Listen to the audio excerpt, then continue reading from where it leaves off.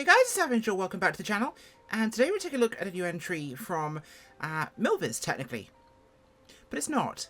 This is the PA-30 Twin Comanche by Shrike Simulations. Now, Shrike Simulations is the... how do they describe themselves here? The lower-end consumer brand division of Milviz, with Blackbird taking on the high-end projects, and they've released their first two products, this being the PA-30, the Twin Comanche, and they released an MD-530 Foxtrot as well. Now, they're meant to be an affordable, quality, jump in and fly type aircraft. Think like Coronado. And the price point is very similar.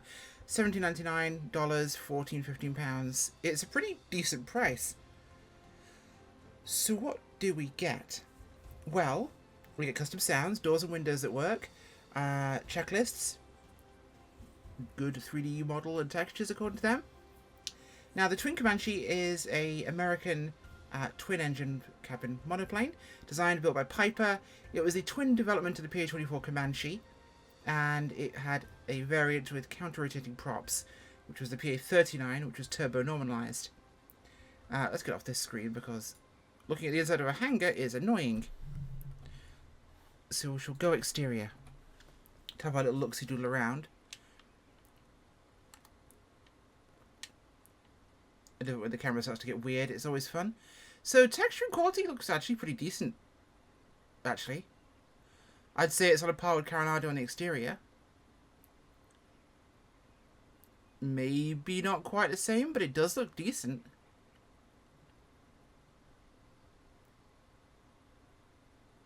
Okay, not terrible. Definitely good enough. Could also be differences in liveries. There are, of course, a bunch of those that come with it. And the hangar we were stuck inside of the camera was the Avenger hangar. Kindly made for me. Okay, so back to the aircraft at hand. Now we have a single cabin door on this side, like the Comanche, and a baggage door back there. Now this is on the marketplace on their website currently. I picked up mine from the marketplace, so it's going to be obviously slight variations to other things. Now, the aircraft itself, there were 2001 PA-30s built, with 155 of the 39. Now, it has a capacity of between 4 and 6. Early models only 4, 6 for later. Length was 25 feet, wingspan was 36 feet, and she had a pair of Lycoming IO320 air-cooled engines, putting out 160 horsepower a pop. Now, she could get to a top speed of about 178 knots, cruising 155, which is the long-range cruise, so slightly slower. Stall speed was 61 knots. VNE of 236, so not a shabby aircraft. Service ceiling was up to 20,000 feet, not pressurized, so there you go. So this isn't bad on the exterior, but what's the interior look like? We'll go inside the cabin here. And the camera's been weird because I have my head tracking turned on, so we'll just let that normalize things for me for a second. And we'll turn that off so it actually resets it to a default position. So of course, you can hear the exterior sounds of the sim a little louder from this with the storm window open. We have reasonably decent seats in here. The panel is very similar to a lot of PA-30s, the older models, so this is not an uncommon panel. Obviously, little details like clickable vents, not really a thing. We've got yoke visibilities, we've got the ability to open the circuit breaker hatch, and they don't work, but for the price, I mean, I don't know whether or not they could have done it for, just save time, but it is a thing. Not a bad thing, but it's a thing. Now, the one thing I haven't worked out is how to close the hatch behind this one. Down here, where it's the emergency hatch. Oh, it flies over there. So we click it over there. There we go. So in there we have access to, of course, various doodads, none of which actually are clickable. So there is that. Basically, it's a emergency gear extension. And the hatch will be over there. Put that back in place. We have a back seat in here. Not a ton of space, but we've got the door there. Nice and simple. So let's get this thing started, shall we? Now, battery is on down here. And generators. Avionics coming online. Now, your fuel is down here. You've got AUX and main tanks. We'll set those across to main tank feeding. And we'll get our fuel pumps on here. Whilst our electronics come up. Cowl flaps are located here. Which on the exterior of the aircraft are... I do love when head tracking messes with things. Underneath the engine right there. Okay? Head tracking is wonderful until it messes with your static camera positions. Then it's annoying. So in terms of avionics, we don't have any options to change this around. There is no tablet per se. There are interactive completable checklists. But you do obviously have the working title avionics, which are a decent option. Is there a 530, 430, oh, sorry, a 750 compatibility? Not that I know of. We have at least got the basics, which will do the job. The texturing quality is good. I like it. It's maybe a little muted in places. It certainly looks to be slightly lower resolution than some aircraft, but I suspect that's an attempt to make it usable by more users, not be as heavy on people's machines. My sim performance is very good with this right now. I'm not seeing any major issues. Definitely lower res textures, that's for sure. Not bad, just not 8 or 16K, which is nice, but a little ridiculous at times. So, let's get our engine started. We'll start with left. Hold the starter over.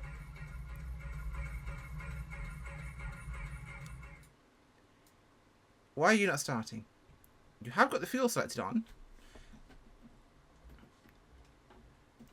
Everything is as it should be. Let's crack the throttles a little bit more.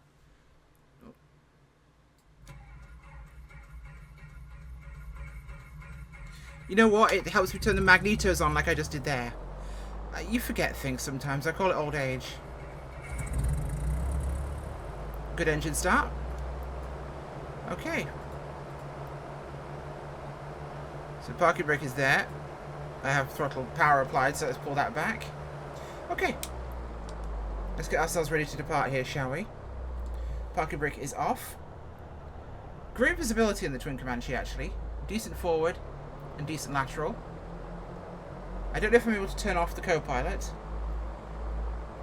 but it's not the world's worst situation to find oneself in.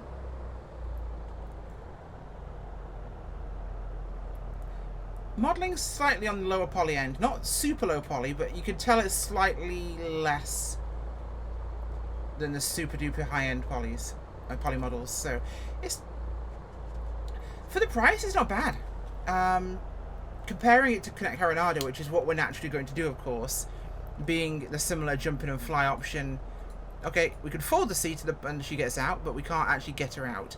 I'm going to leave the seat folded for this flight because she's annoying and she can stay there. Trim up there on the roof. Okay. And to the runway here. 1 notch of flaps to take off. I'm back at Orcas Island, by the way, because a few of you have expressed disappointment that I've been using other airports. Don't worry, Orcas fans, I've not been two-timing you with other fields. Orcas will always be my home of sorts. Advance the throttles. Engine sounds pretty decent, to be honest. These are fairly loud aircraft.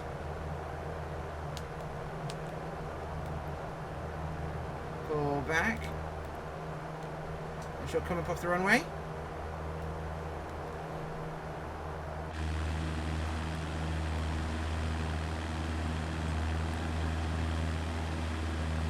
Nice, simple, straightforward, normal gear animations.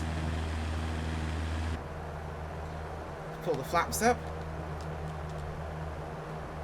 Give her some trim here because she's starting to be a little bit angry with me.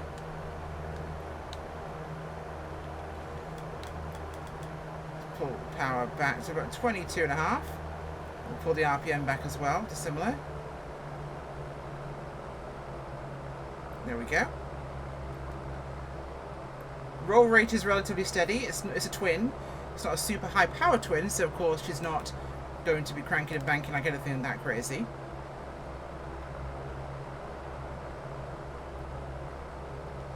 Sim's a little choppy right now. I'm not sure if that's this aircraft or otherwise. It wasn't for me earlier.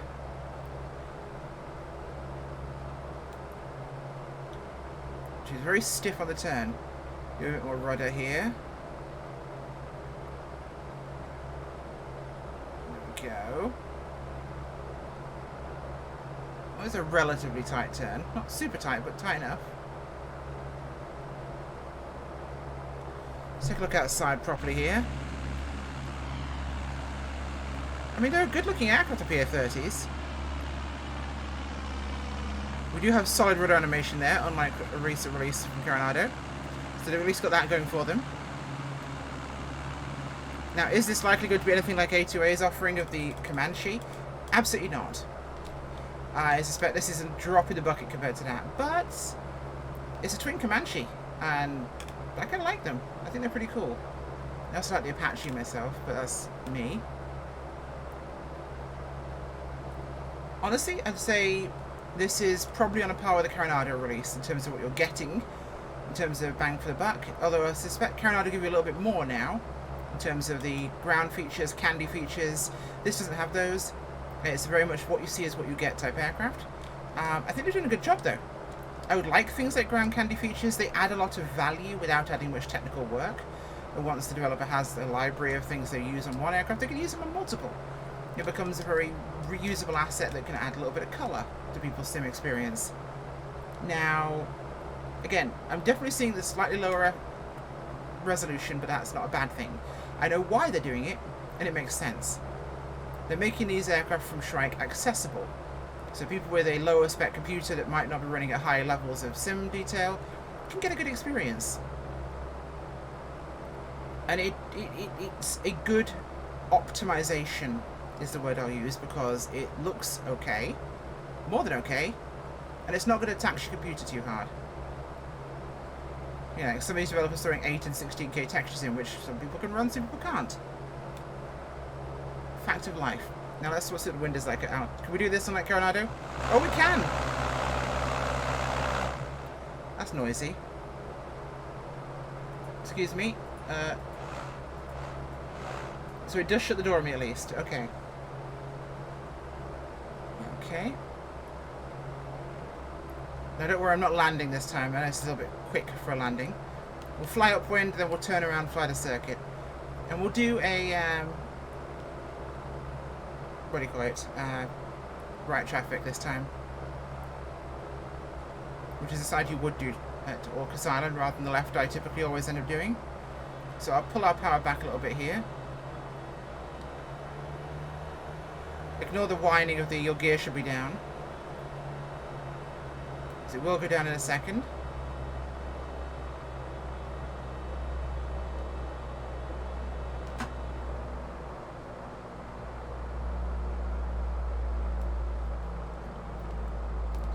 Put a notch of flaps and a little power. Off the power it goes very draggy. I'm noticing that I'm going to use a lot of bicep here to hold the controls, because she's fighting me a little bit. She really wants to drop the nose when you get off the power, and she slows down very rapidly. So quite a draggy aircraft. Doesn't feel like super slippery like some sim aircraft do. And the sluggish handling does feel appropriate. We have got fuel in the tip tanks, which will make your roll rate reduced, so there is that. We're actually rather low for the pattern here, so we're going to try and maintain altitude. Maybe gain a little bit as we come to the downwind. Crosswind first.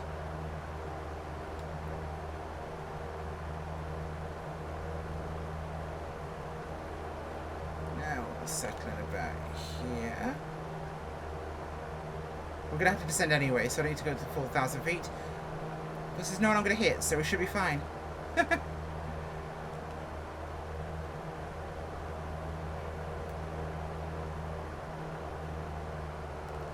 Pull that power out.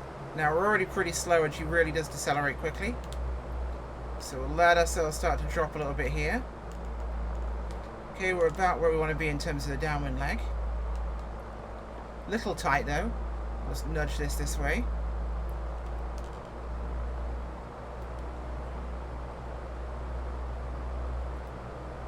We're rather slow right now, just over 89 knots.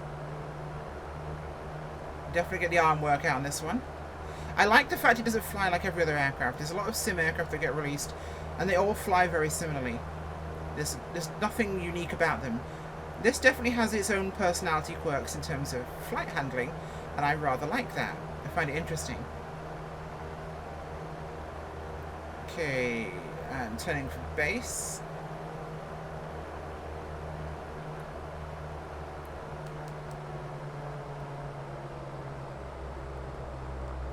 And we'll turn in just before that island ahead of us. Flaps 2. Might be a bit much for the base to final turn, but we'll see. There's the runway. And we'll begin our nice turn.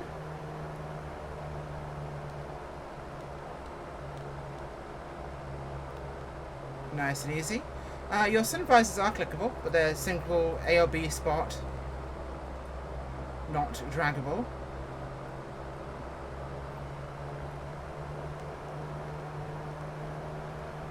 Okay.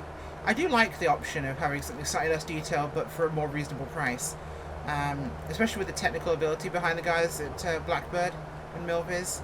It does make for a good option in the sim. Because not everybody wants the full systems depth aircraft, which is fine. There are flight simmers of every interest and interest level, skill level, walk of life, computer ability even. You may not have a computer that can handle that A-to-A plane you want to fly so badly.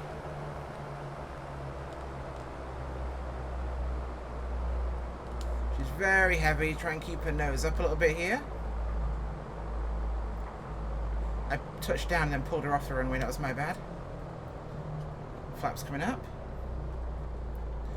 Brakes off, let her roll out. Lands very predictably very heavy though, like I said. She gets draggy, she gets heavy, and she's a bit of a workhorse. You really have to kind of shoulder this airplane around, which again is nice because it's not like a lot of the other aircraft we get released that all, unless they're very unique, have very similar handling characteristics. So what do we get? We get GPS systems, useful. We have transponder, we have radios. I don't believe we have an autopilot. I think that's an ADF down there. It is an ADF. So no autopilot, which is a slight downside, I'll be honest. Although obviously not all aircraft are fitted with them. In the sim, at least a virtual one does become in handy for when you're dealing with, you know, real world and a simulator. It's kind of nice, especially with this being such an arm workout of an airplane to fly. It would be a nice option, but overall, I think they've done a good job with this. $17, $18 does feel like a decent price. It's maybe a little steep for what they're offering you. I'd say maybe $15 would be a great mark point, like some of SimWorks Studios lower end, or not lower end, sorry, some of SimWorks simpler offerings at the vans.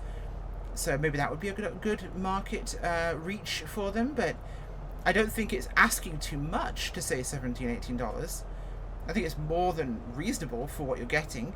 I have to say I quite like it. Is it going to dissuade me from the A2A models and other aircrafts coming? No. Will I likely buy them anyway because it's kind of cool.